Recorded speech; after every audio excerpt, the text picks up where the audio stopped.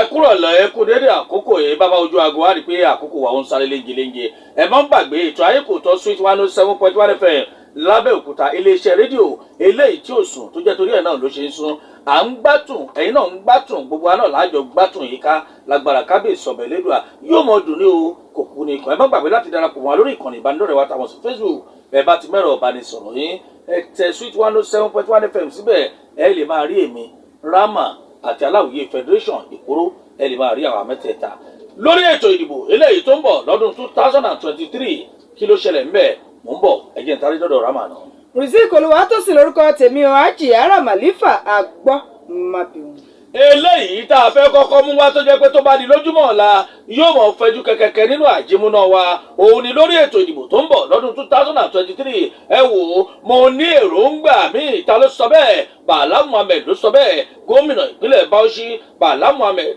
ó ti ṣàlàyé ẹ̀ jáde wò ó ní mo ní èròǹgbà míì tó bá ṣeé ṣe tẹ́gbẹ́ òṣèlú PDP tí wọ́n bá ti fún mi ní ìwé ìbéèrè àyè eléyìí láti díje dupò gẹ́gẹ́ bí ẹni tó jẹ́ pé yóò mọ̀ jẹ́ ààrẹ lọ́dún 2023 ó ní mo ní nǹkan míì torí pé bọ́mọdé bá gbọ́bọ́ kúkú lẹ́rùn ó yẹ kẹ́ ẹ ti mọ̀ pé ìyá rẹ̀ náà yóò gbọ́bọ́ sísin sípadò Muhammed òun náà ló ṣiṣọ́ lórí ọ̀rọ̀ yìí nígbà tí ó lọ kàn sí wọn lólú ilé ẹgbẹ́ òṣèlú PDP eléyìí tó wà nílùú Minna tó jólúùlú ìpínlẹ̀ Niger níbẹ̀ náà ló ti sọ fún wọn o oníṣẹ́ rí ẹ̀ka ilé ẹgbẹ́ òṣèlú PDP tó wà nípínlẹ̀ Niger òun ni mo wá yọjú sí yín láti rí i pé mo fẹ́ kí gbogbo àwọn ikọ̀ tí ó dìbò fáwọn tí wọ́n bá jẹ́ ààrẹ orílẹ̀-èdè Nàìjíríà tí ó mọ̀ gbé àsíá wa fẹ́gbẹ́ òṣèlú PDP kí wọ́n lè tẹ̀lé mi ní o gómìnà ìpínlẹ̀ Bauchi náà ló ṣàlàyé rẹ̀ oníṣẹ́ rí ìṣèjọba mi lákọ̀ọ́kọ́ eléyìí gẹ́gẹ́ bí gómìnà ìpínlẹ̀ Bauchi náà ó ní mo ṣe dáadáa o oníṣẹ́ wa rí mo ṣe wá wà yìí mo fẹ́ díje dupò torí báwo bá kájú lù yíya òun náà ni yóò ya ṣùgbọ́n ẹ má gbàgbé o mo ní plan A mo ní plan B kódà mo ní plan C bẹ́ẹ̀ bá ti rí i pé ẹ bá ní ìdìbò fún mi mo tún lọ́nà míì tí wọ́n gbà yọ torí pé gbà bí gbọ̀hún òun náà la máa fi mọ̀ bí ẹni tó bá lè délé o nítorí kó má máa di pé kó bá di lójúmọ́ ọ̀la ẹ̀ máa wá máa béèrè kí ló dé àárín lẹ́gbẹ́ òṣèlú PDP lánàá àtúnṣe ní lẹ́gbẹ́ òṣèlú mi lẹ́ni alálàńlálá ṣùgbọ́n ẹ jẹ́ ká fọmọ oṣù tọ́ṣu ká fọmọ kà tọ́kà torí gbàbí gbọ̀hún gbàgede méjì eléyìí tó yọ fúnfún tó bá di lójúmọ́ ọ̀la ó ṣeéṣe kò fẹjú kẹkẹ náà àjùmọ̀nà wa. lórí ọ̀rọ̀ Asuu eléyìí tó gbàgbóró kan náà nìròyìn eléyìí tí ó jẹ́ àkọ́kọ́ kà nírọ̀lẹ́ òní níbi tá a ti gbọ́ wípé àjọ Asuu ti sún ìyanṣẹ́lódì wọn sí ẹni tí ọ̀sẹ̀ méjìlá síwájú sí gẹ́gẹ́ bí wọ́n ṣe fìdí ìròyìn múlẹ̀ lónìí ọjọ́ ajé Monday látẹnu ẹni tó jẹ́ ààrẹ Asuu yẹn níbi tí a ti gbọ́ wípé ọ̀jọ̀gbọ́n Emmanuel Osodeke òun ni wọ́n ní ó fìdí ìròyìn náà múlẹ̀ wípé onísísún ìyanṣẹ́lódì àwọn sí nǹkan bí ọ̀sẹ̀ méjìlá síwájú sí kò dín lórí wípé àwọn fún ìjọba àpapọ̀ ní àǹfààní láti lè tètè wá ìyanjú sí ọ̀rọ̀ tó wà láàrin tiwọn àti ti ìjọba àpapọ̀ náà wọ́n ní àwọn fẹnukò lórí ìgbésẹ̀ yìí níbi ìpàdé àwọn ìgbìmọ̀ àpapọ̀ tó jẹ́ ti ẹgbẹ́ náà èyí tí wọ́n ní ó wáyé ní alẹ́ ọjọ́ àìkú àná yẹn ní ilé ẹgbẹ́ àpapọ̀ ti ilé ẹ̀kọ́ gíga fásitì l'Àbújá ti Comrade Festus Iyaye wọ́n ní níbẹ̀ ni àwọn ti ṣe ìpàdé náà o lẹ́yìn òrẹ́yìn táwọn sì fẹnukò wípé ó dáa ẹ jẹ́ ká sún ìyanṣẹ́lódì náà sí bí oṣù mẹ́ta síwájú sí i gẹ́gẹ́ bí wọ́n ṣe tẹ̀síwájú wọn ní láti lè fún ìjọba àpapọ̀ láǹfààní ni o láti tètè mọ ohun tó kàn eléyìí tí wọ́n fẹ́ ṣe lórí ọ̀rọ̀ eléyìí tó wà nílẹ̀ yìí ròyìn yìí ju báyìí lọ tó bá di lójúmọ́ ọ̀la ẹ pàdé wa lórí àjímúná ẹ gbọ́ síwájú sí i. eléyìí náà tó bá di lójúmọ́ ọ̀la ó ṣeéṣe kó wà nínú àwọn ìwé ìròyìn káàkiri kó sì jáde nínú àjímúná wa ní Sweet 107.1 FM lábẹ́òkúta ṣe é mọ̀ pé bí nǹkan ò bá pọ̀ wọ́n ní kì í tó pín lórí ọ̀rọ̀ eléyìí láti díje dupò sí ipò ààrẹ orílẹ̀-èdè Nàìjíríà lọ́dún 2023 wọ́n nílé ẹjọ́ ó ti sọ ò fún ìpè tí Emefiele eléyìí tó pè láti rí i pé àjọ elétò ìdìbò lórílẹ̀-èdè Nàìjíríà àti ẹni tó jẹ́ alákòóso tó wà fún ètò ìdájọ́ lórílẹ̀-èdè Nàìjíríà láti dá òun lọ́wọ́ kọ́ láti má lè díje dupò gẹ́gẹ́ bí ààrẹ lórílẹ̀‐èdè nàìjíríà lọ́dún 2023 wọ́n ní ilé ẹjọ́ gíga kan eléyìí tó fìdí kalẹ̀ sílùú àbújá òun náà ló ti sọ pé ìpè eléyìí tí gómìnà tó wà fún ilé ìfowópamọ́ tó jẹ́ ti ẹja lónìbó orílẹ̀‐èdè nàìjíríà ilé ìfowópamọ́ àpapọ̀ Godwin Emefiele eléyìí tó pè wípé kí wọ́n má lè dá òun lọ́wọ́ kọ́ láti díje dupò àwọn wo ló ń bá sọ bẹ́ẹ̀ wọ́n ní àjọ elétò ìdìbò Independent National Electoral Commission INEC àti ẹni tó jẹ́ alákòóso tó wà fétò ìdájọ́ lórílẹ̀‐èdè nàìjíríà Abubakar Malami láti dá òun lọ́wọ́ kọ́ láti má lè díje dupò gẹ́gẹ́ bí ọ̀kan lára àwọn adíje dupò sí ipò ààrẹ lọ́dún 2023 Emefiele lónìí tó jọjọ ajé láti ẹni tó jẹ́ agbẹjọ́rò rẹ̀ ìyẹn agbẹjọ́rò àgbà akọ̀níwájú adájọ́ Michael Sekomesan òun náà ló sọ fúnlẹ̀ ẹjọ́ eléyìí tó wà nílùú àbújá tó jólù lórílẹ̀‐èdè nàìjíríà wípé kí ló dé ṣe rí ẹni tó jẹ́ oníbàárà òun ó lè díje dupò sí ipò ààrẹ láì fi ààyè rẹ̀ ipò tó wà gẹ́gẹ́ bí gómìnà ilé ìfowópamọ́ àpapọ̀ tá a mọ̀ sí ẹja lónìbó lórílẹ̀‐èdè nàìjíríà láì fipò rẹ̀ sílẹ̀ Òsékómẹ̀ òun náà ló ṣàlàyé oníṣẹ́ rí òfin eléyìí tó ṣe tó jẹ́ lẹ́ẹ̀kẹrìnlélọ́gọ́rin àti eléyìí tó jẹ́ pé tó fara pẹ́ díẹ̀ ó ní kò tiẹ̀ fi ààyè gbà wípé kéèyàn ó ṣe bẹ́ẹ̀ ó ní ṣùgbọ́n ṣá kò mú ẹni tó jẹ́ Emefiele kò tiẹ̀ fi kan pọ́n kò fi bẹ̀ẹ́ gún rárá o ó nítorí pé kí ni oníṣẹ́ ìrí Emefiele ṣẹ́rí yẹn ó ní òṣìṣẹ́ ni kìí ṣẹni tí wọ́n yàn gẹ́gẹ́ bí ẹni tó gba ipò òṣèlú ṣùgbọ́n òṣìṣẹ́ ìjọba ni bó bá di lójúmọ́ ọ̀la ó ṣeé ṣe kó pẹ́jú kẹ̀kẹ́ nínú àjẹmúná wa o. ẹ ṣe wẹkú tẹ́tí wa abala ìdọ̀kì ìròyìn náà lẹ́gbọ́n iléeṣẹ́ Sweet 107.1 FM nílùú Abẹ́òkúta ìròyìn lẹ́yìn ló sọ nípa Asuu o àwọn ọ̀dọ́ wọn ṣe ìfẹ̀hónúhàn lórí bí àjọ Asuu bí wọ́n ṣe fi oṣù mẹ́ta kún ìyanṣẹ́lódì wọn gẹ́gẹ́ bí wọ́n ṣe fìdí ìròyìn yìí múlẹ̀ lónìí ọjọ́ ajé Monday la gbọ́ wípé wọ́n ní ìpínlẹ̀ Èkó ní àwọn akẹ́kọ̀ọ́ ni wọ́n ti léde ní iwájú ilé ẹ̀kọ́ gíga fásitì lẹ́kọ̀ọ́ Lákòókà gẹ́gẹ́ bí wọ́n ṣe tẹ̀síwájú ìròyìn náà wọ́n ní ìfẹ̀hónúhàn ní ọ̀pọ̀ ọ̀dọ́ ni wọ́n ṣe léyìí tí ó sọ wípé wọ́n ní wọn ò jẹ́ kẹ́nikẹ́ni kó wọlé àbí kó jáde yẹn níwájú ilé ẹ̀kọ́ gíga fásitì náà wọ́n tẹ̀síwájú ìròyìn yìí wọ́n ní àwọn akẹ́kọ̀ọ́ yìí ni wọ́n sọ wípé wọ́n ní bí àjọ Asuu bó ṣe sọ wípé àwọn ti fi kún ọjọ́ eléyìí tí àwọn fi yan ìṣẹ́lódì láti lè jẹ́ kí ìjọba àpapọ̀ kó lè wá ìyanjú sí ọ̀rọ̀ tó wà láàrin wọn wọ́n ní wọ́n ti fi ọ̀sẹ̀ 12 gbáko kún iléeṣẹ́ ìwé ìròyìn gẹ́gẹ́ bó ṣe fìdí ìròyìn múlẹ̀ ó ní ọ̀pọ̀ ẹ̀ṣọ́ elétò ààbò ló wà pẹ̀lú àwọn olùfẹ̀hónúhàn tó jẹ́ akẹ́kọ̀ọ́ náà láti lè dáàbò bò wọ́n kí ọ̀rọ̀ náà kó má bàa bẹ́yìn ìròyìn eléyìí náà ju báyìí lọ ẹ pàdé wa lówùúrọ̀ ọ̀la fún ẹ̀kúnrẹ́rẹ́. eléyìí náà tó bá di lójúmọ́ ọ̀la ó ṣeé ṣe kó bẹ̀rẹ̀ sí jáde lójú àwọn ìwé ìròyìn káàkiri o lórí ọ̀rọ̀ ti àwọn tí wọ́n fẹ́ gbéra fò lójú òfurufú wọn ní ìdáṣẹ́sílẹ̀ àwọn tí wọ́n mọ̀ nípa ọkọ̀ òfurufú lórílẹ̀‐èdè nàìjíríà wọn ló ti porúkúrúmuṣu gbogbo àwọn èèyàn eléyìí tí wọ́n fẹ́ gbéra fò gẹ́gẹ́ bí ìròyìn eléyìí tó jáde wọ́n ní ìdáṣẹ́sílẹ̀ àwọn èèyàn tó wà láwọn pápákọ̀ òfurufú wọ́n ní bẹ̀rẹ̀ láti Nnamdi Azikiwe eléyìí tó wà ní Àbújá wọ́n ní ó ti da gbogbo nǹkan rú eléyìí tó jẹ́ pé ó ti fọ́ ẹyin mọ́ adìẹ nú eléyìí tí wọ́n fi sọ pé ọjọ́ méjì gbáko òun ni wọ́n fi ṣe ìkìlọ̀ fún ìdáṣẹ́sílẹ̀ náà gẹ́gẹ́ bí àtẹ̀jáde eléyìí tó wáyé lónìí nìkan bíi wákàtí bíi mélòó sẹ́yìn lónìí tó jọjọ́ ajé wọn lóhùn náà ló ti fa kí wọ́n ti ọ̀pọ̀lọpọ̀ àwọn ilé tó jẹ́ pé ibi táwọn èèyàn ti ń ṣiṣẹ́ tó jẹ́ pé àwọn tí wọ́n mọ̀ nípa ọkọ̀ òfurufú òun náà ni wọ́n ń lò bẹ̀ wọ́n ní àjọ eléyìí tó wà lóríṣiríṣi tó ń lò nípa ọkọ̀ òfurufú náà wọ́n lóhùn ni wọ́n ti ti àwọn ilé iṣẹ́ wọn pa ń bẹ̀ wọ́n ní àkọ́kọ́ ń bẹ̀ òun ilé iṣẹ́ eléyìí táwọn sí National Union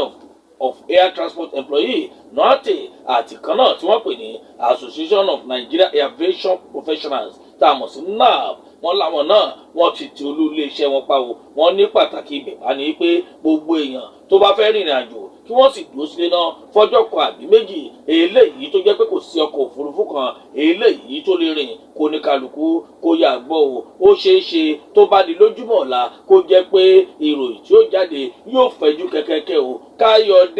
káyọ̀dé sáré wá wọ ọkọ̀ òfurufú ó lè mọ́ ṣẹlẹ̀ lónìí ó sì lè mọ́ ṣẹlẹ̀ lọ́la ṣùgbọ́n nínú àjímúná wa ó ṣeé ṣe kẹ́ ṣalábàápàdé ẹ̀ mọ̀ gbọ́ kúlẹ̀kúlẹ̀. ẹ fún Rotimi Amechi níwèé gbélé ẹ òta ló ń sọ eléyìí wọ́n ní nítorí pé kò kójú òṣùwọ̀n tó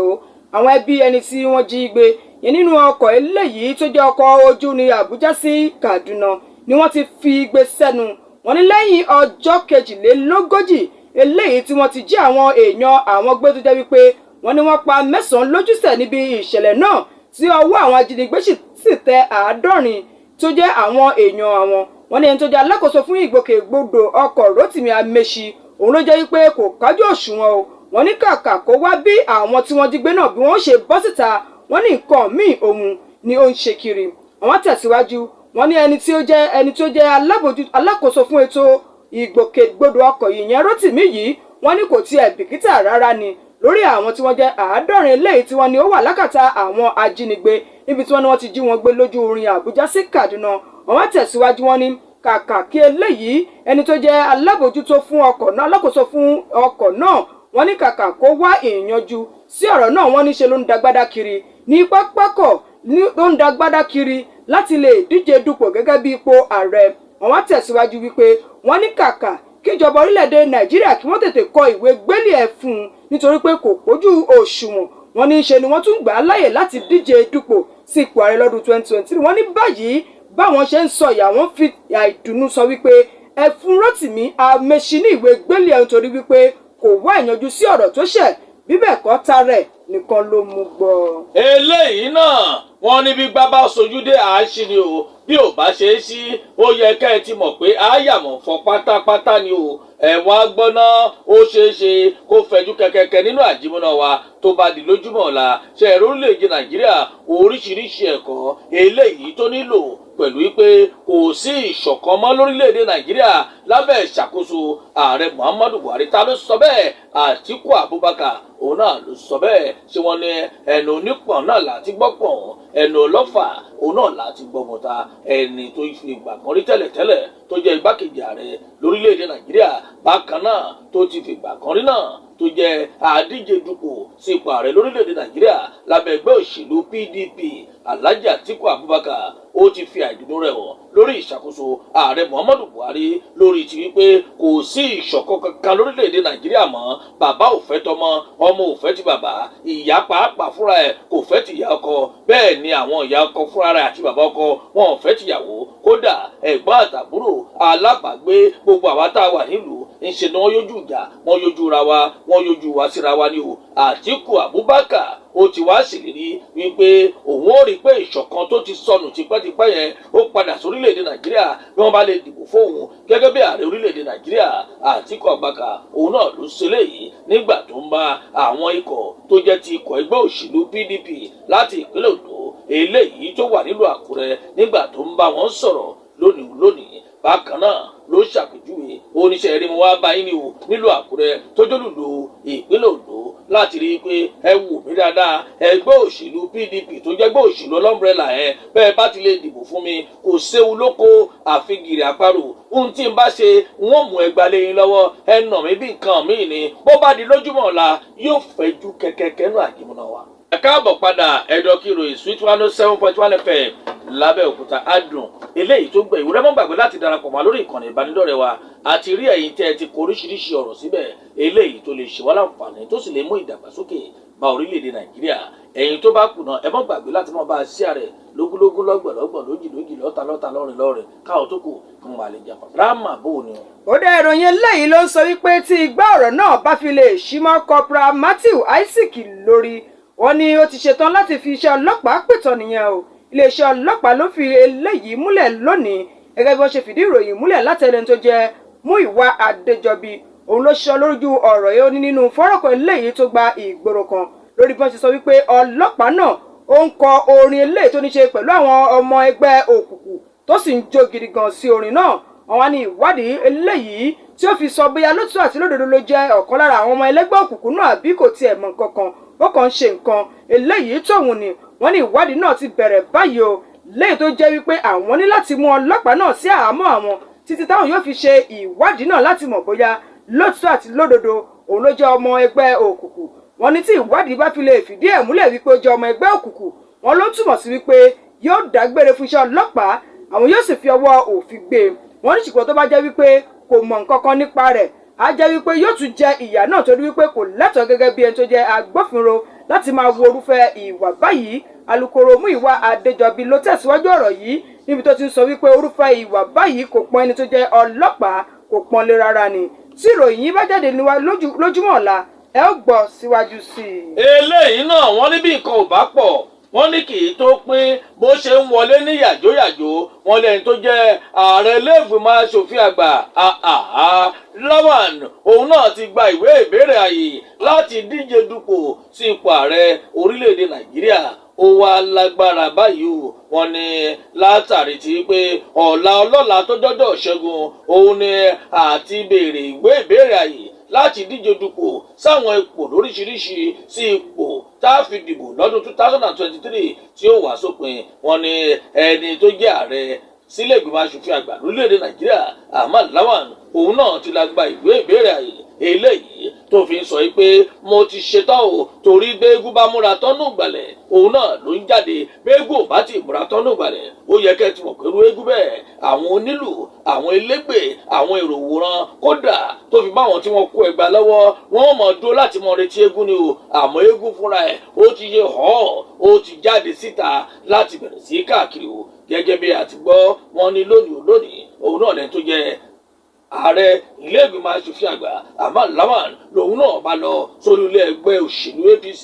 eléyìí tó wà l'Àbújá ló lọ béèrè ìwé ìbéèrè ayé ẹ̀ ló sì sọ pé ẹ wò mí ó nà kíní sókè ẹ wò mí ó nà kejì sókè ó ní mo ti bóde báyìí ó ní gbogbo egungun bá ń léde lóde kì í ṣe bíi tipá kọ̀kọ̀ ẹ ìṣólẹ̀ àjọmú nǹkan lẹ̀ ni o bó bá di lójúmọ́ ọ̀la yóò fẹ̀jú kẹ̀kẹ́kẹ́ nínú àjímúná wa o. Àwọn ọ̀dọ́ orílẹ̀-èdè Nàìjíríà jẹ́ ìrètí ọjọ́ ọ̀la wa o. Ta ló sọ eléyìí? Ẹni tó jẹ́ igbákejì ààrẹ lórílẹ̀-èdè Nàìjíríà ọ̀jọ̀gbọ́n Yẹmí Ọ̀ṣínbàjò ló ti fi ọ̀rọ̀ eléyìí sẹ́nu níbi ayẹyẹ kan eléyìí tó wáyé ní olú ilé ìjọsìn Kérúbù and Séráfù Movement Ayọ̀ ni o eléyìí tó wà ní Sùúrùlérè ní ìpínlẹ̀ Èkó èyí tí wọ́n ní ó wáyé ní òpin ọ̀sẹ̀ eléyìí tó kọjá yìí níbi ètò kan eléyìí tó jẹ́ lára àwọn àkànṣe ètò eléyìí tí wọ́n là kalẹ̀ fún ìsàmìsí ayẹyẹ 50 ọdún fún ìjọ náà. Níbẹ̀ ni wọ́n ti ní ọ̀jọ̀gbọ́n Yẹmí Ọ̀ṣínbàjò ti ní àwọn ọ̀dọ́ orílẹ̀-èdè Nàìjíríà jẹ́ ìrètí ọjọ́ ọ̀la wa fún ìdí èyí a ò ní ṣe ohunkóhun tá a fi yọ wọn sẹ́yìn nínú ìṣèjọba. Ìròyìn yìí tó bá jáde lójúmọ́ ọ̀la ẹ ó gbọ́ síwájú sí i. Ẹ ṣeun ẹ kú tẹ́tí sí wa. Iléeṣẹ́ ọlọ́pàá ẹ̀ka ti ìpínlẹ̀ Ondo ti rọ́wọ́ tó ẹnìkan tó jẹ́ olùtọ́jú aláìsàn eléyìí tó jẹ́ ayédèrú gẹ́gẹ́ bí wọ́n ṣe fìdí ìròyìn múlẹ̀ láti ẹnu ẹni tí ó jẹ́ alukoro iléeṣẹ́ ọlọ́pàá náà. Ó ní gẹ́gẹ́ bí ìròyìn ṣe tó àwọn lọ́wọ́ wípé ẹnìkan tí orúkọ rẹ̀ ń jẹ́ Nneka Nwozu wọ́n ní ẹnìkan tó jẹ́ olóyún tí orúkọ rẹ̀ ń jẹ́ Olórí Innocent kú sọ́dọ̀ rẹ̀ nígbà tí wọ́n ní ó fẹ́ bí ọmọ. Gẹ́gẹ́ bí wọ́n ṣe tẹ̀síwájú ìròyìn wọn ní Nneka ló ti máa ń pera rẹ̀ wípé òun pójú òṣùwọ̀n léyìí tó ní ilé ìwòsàn nínú ilé ara rẹ̀. Gẹ́gẹ́ bí wọ́n ṣe ìwádìí lọ́tùn lósì ni wọ́n padà rí wípé Nneka Nwozu yìí ó jẹ́ ẹni tí ó jẹ́ ayédèrú olùtọ́jú aláìsàn eléyìí tí ó ti ṣe ikú pa ọ̀pọ̀ ènìyàn kó tó rí wípé wọ́n ní ikú Olórí Innocent eléyìí tó fẹ́ bímọ sọ́dọ̀ rẹ̀ kó tó padà yíwọ́ mọ́ lọ́wọ́ kọ́ lọ́wọ́ bá jọ kó máa ṣọ́ wa lọ́wọ́ àwọn ayédèrú. Eléyìí náà tó bá di lójúmọ́ ọ̀la ẹ mọ̀ ṣèrántí ẹ̀ nítorí pé ó ṣeé ṣe kó fẹjú kẹkẹkẹ nínú àjímúná wa o látàrí ètò ìdìbò tó ń bọ̀ lọ́dún 2023 ọ̀rẹ́ wa kan ó pòwe kan ṣe sí tí gbogbo èèyàn mọ̀ sí Shakespeare ọ̀ṣọ́ mẹ́ran ó ní bí ẹran bá tọ́nú àwo ó jẹ́ kẹ́ ẹ ti mọ̀ pọ́ṣọ̀ yóò kúkú máa lọ ilé ẹ̀ ní o. Sàràkí ó ti ṣèpàdé papọ̀ pẹ̀lú Ọbásanjọ́ ó sì sọ̀rọ̀ kan o olórílẹ̀-èdè Nàìjíríà inú ewu òun náà ló kúkú wà ẹni tó ti fìgbà kan rí tẹ́lẹ̀tẹ́lẹ̀ tó jẹ́ ààrẹ pátá nílé ìgbìmọ̀ aṣòfin àgbà ìyẹn aṣòfin àgbà Bùkọ́lá Sàràkí òun náà lónìí tó jọjọ́ ajé ló ṣe ìpàdé papọ̀ ó fi kù lókun ó fojú lujú pẹ̀lú ẹni tó ti fìgbà kan rí tẹ́lẹ̀tẹ́lẹ̀ tó jẹ́ ààrẹ lórílẹ̀‐èdè Nàìjíríà ọmọ olówó òdòdó Olúṣẹ́gun Ọbásanjọ́ òun náà níbi ìpàdé tí wọ́n ṣe pẹ̀lú àtìlẹ̀kùn mọ́rí gbọ̀ngbọ̀n níbẹ̀ ni wọ́n ti sọ wọ́n ló mọ̀ ṣe kò ṣòro fi lábọ̀ dábọ̀ òkè ọ̀hún ó mọ̀ pẹ́rẹ́kì ó ti fẹ́ ẹ̀rí jẹ tán orílẹ̀-èdè Nàìjíríà inú ewu òun náà ló kúkú wà. Sàràkí ó wá sọ ó ní ẹ jẹ́ kí n kìlọ̀ fún gbogbo àwọn èèyàn tí wọ́n wà nípò alágbára wípé káwọn náà kí wọ́n ṣọ́ra oníṣẹ́ eré ààrẹ orílẹ̀-èdè Nàìjíríà ó ló dàbẹ́ ní pé ààrẹ kò mọ ohun tó ń ṣe lórílẹ̀-èdè Nàìjíríà ni o. Sàràkí eléyìí tó jẹ́ pé ànìkànrí ejò òun náà ló mọ ń jọmọ ejò yíyà òun náà láti rí ẹni tó jẹ́ alága àpapọ̀ fẹ́gbẹ́ òṣèlú PDP lórílẹ̀‐èdè Nàìjíríà ìyẹn Abubakar Kawu Baraje eléyìí tó jẹ́ pé wọ́n jọ wà bẹ́ẹ̀ Abubakar Kawu Baraje òun náà ló ti gbà kan rí tẹ́lẹ̀tẹ́lẹ̀ tó jẹ́ alága àpapọ̀ fẹ́gbẹ́ òṣèlú PDP níbi tí wọ́n ti lọ ṣe ìpàdé náà tó jẹ́ àtìlẹ́kùn mọ́rí eléyìí tó wáyé ní gbọ̀ngàn eléyìí tó jẹ́ ti Olúṣẹ́gun Ọbásanjọ́ tá a mọ̀ sí Olúṣẹ́gun Ọbásanjọ́ Presidential Library OPL ní nǹkan bíi aago 12 ó kọjá ìṣẹ́jú 4 lọ́wọ́ ọ̀sán ìgangan ó wá ṣàlàyé oníṣẹ́ rí bẹ́ẹ̀ bá lè jẹ́ pẹ́ni tí wọ́n mú láti díje dupò gẹ́gẹ́ bí ẹni tí ó mọ̀ gbé àsíá ẹgbẹ́ òṣèlú PDP nínú ìdìbò ààrẹ tó ń bọ̀ lọ́dún 2023 ó ní ẹ̀ẹ́gbùrú wọ́n ṣe gudugudu méje yàyà mẹ́fà lọ́dún 2023 ẹ̀gbọ́n lóòótọ́ ni ẹ̀ ń bí mi léèrè asukọ́ lòbìtò ẹ̀jẹ̀ amúralẹ̀ lọ́dún 2023 tó bá di lójúmọ́ ọ̀la yóò mọ̀ fẹjú kẹ́kẹ́kẹ́ nínú àjùmọ̀ náà wá. kó dùn kó pọ̀ Ọlọ́run bá tẹ́ rí yẹn ní fẹ̀dà lágbára Ọlọ́run bá yóò fún tèmi tí ẹ̀jẹ̀ kì í máa fi yẹn ṣe lọ lábala ẹ̀dọ̀kìrò ìnírọ̀lẹ́ òní ayé kò tó ń tẹ̀síwájú Music Olúwatósìn lórúkọ tèmi ò HADJIA Ramlifar àgbọ́ mábìwọ̀n. bí wọ́n bá ń fi yẹn ṣe lọ èmi ò mọ̀ fi yẹn jókòó lẹ̀ tó lọ èmi ò ti fi yẹn ṣe lọ ẹ ṣe ẹ̀yàn àti ẹ̀gbọ́n wa ètò ayé kò tọ́ ó ń tẹ̀síwájú.